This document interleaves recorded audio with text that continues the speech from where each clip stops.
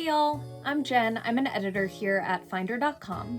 Before we begin, I just want to give each and every one of you a special shout out for making it through the garbage fire that was 2020. More than 11 million infections and over 250,000 virus deaths. Some 22 million Americans lost their jobs in March and April after the pandemic hit this country. And widespread destruction into the early morning hours. Dozens of American cities up in flames after some protests turned into riots. You did it. Well done. Now for the reason why we're here. Regardless of whether you were hit hard this year by unemployment or sickness, or were fortunate enough to save up some cash while quarantining, January is always a prime time to take stock of your finances and make a plan to do better. Which is why I've asked my fellow Finder folks, friends, and all-around badass personal finance experts to share some financial resolutions fit for a post-2020 economy. First up, I asked our investing writer here at Finder, Shannon Terrell, to talk through a savings resolution we can all get behind. No matter how old you are, it's never too early or too late to start saving for retirement. And one way to start building your retirement income is by opening an IRA or a 401k account. These investment accounts are specifically designed to help you save for retirement. And best of all, they offer tax-advantaged savings. If you already hold one of these accounts, consider maximizing your contributions. And if you're new to the game, don't panic. Lots of platforms offer them, including SoFi, Fidelity, TD Ameritrade, and more. Just keep an eye out for account minimums, commission fees, and management fees. The last thing you want is to have ongoing account fees dig into your retirement nest egg. Next, Finder's lending editor Reese Subich talks emergency funds and why this is especially relevant this year. 2020 has had more than its fair share of emergencies, and if you're like me and countless others, it's drained a good amount of your savings. That's why one of my resolutions is to start an emergency fund. Again. Depending on how you're paid, you might be able to send a percentage of your paycheck to a savings account automatically. Even if you're not able to keep that money in savings, the act of putting it away can help you get in the habit. Now, 3 to 6 months of living expenses is the standard recommendation, but that can be an intense goal. Having done this before, I know that setting several smaller goals can help make it feel more manageable. Also, try keeping a notebook where you keep those goals as a physical reminder of where you are and where you want to be. And always remember that even small progress is progress worth celebrating.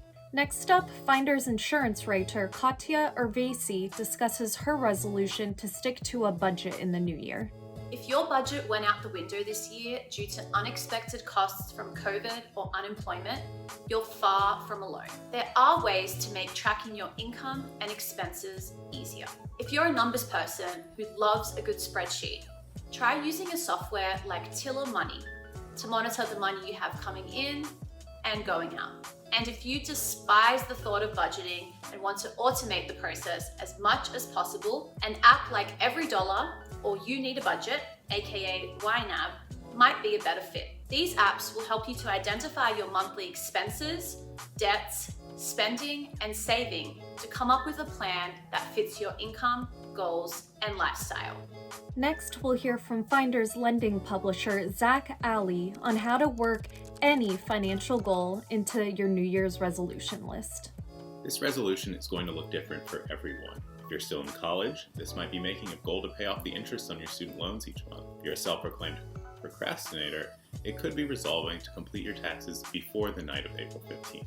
Getting ready to start a family? Maybe your goal is to start setting aside money for baby expenses on the horizon. Or if you're nearing age 65, perhaps your goal is to start narrowing down the many Medicare options available. Whatever the goal may be, one tip is to physically take the time to write it down in a notebook and come up with a step-by-step plan for achieving it. Breaking it down into smaller, more manageable steps can also help prevent you from getting overwhelmed. Here, Finder's credit card writer Steve Daschle walks us through his resolution of finding the perfect credit card in the new year. It can always feel pretty tricky to find that perfect rewards card. Thankfully, 2021 is shaping up to be a pretty good year for rewards cards, and that's in part because through 2020, providers have been adding quite a few new perks and rewards to their existing cards to help consumers find that value through the year. The bottom line for choosing a great rewards card in 2021 is going to be examining your spending.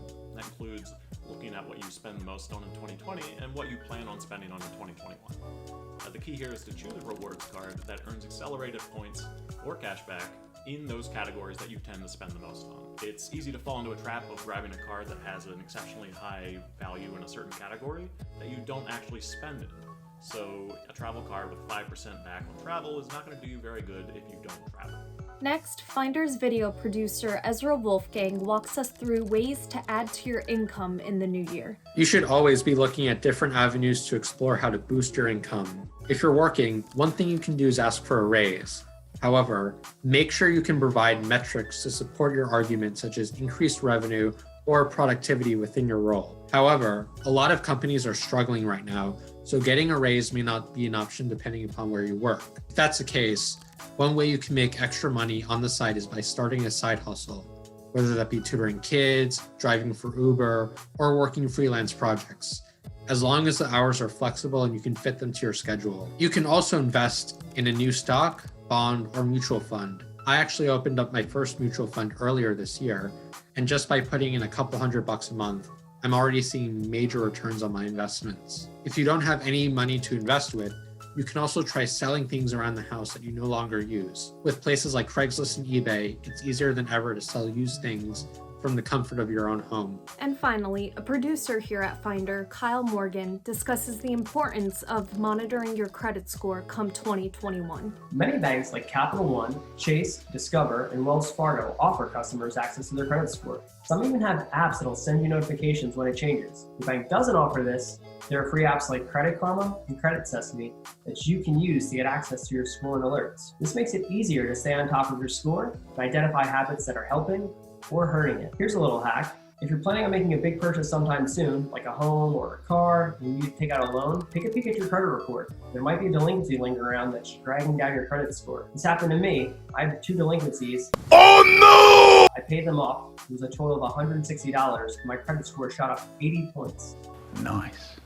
That credit score one is something I was getting better this year, but I'm still not quite there yet. I also heard that Equifax, Experian, and TransUnion are offering free weekly online credit reports through April of 2021. While we're at it, here are a few more resolutions I plan on adding to my list. First, I'm going to do an audit of all of the subscriptions I've signed up for. I actually think there are apps to do this for me, like Trim and Billshark. Once I do, I'm going to stop signing up for free trials. I never remember to cancel them, and they're bleeding my bank account dry. Next up, I want to invest in 4 new stocks this year. I know, I'm showing my investing greenness here. If you're already a pro, maybe you tweak this one slightly to a goal of diversifying your portfolio or looking into tax-advantaged accounts to help reduce your tax bill if you're a frequent trader. And lastly, if 2020 has taught me anything, it's that life is precious and things can change in the blink of an eye. And while saving and preparing for the financial unknown are important, we still gotta live. So order that $15 dessert or splurge on a video game you won but don't necessarily need. After all, you made it through 2020. You deserve it. Have other resolutions you plan on adding to your list? Let us know in the comments below. And if you liked this video, don't forget to hit the bell so you'll be the first to know when new Finder videos drop. If I don't see you before, hope y'all have a happy new year, and thanks for watching.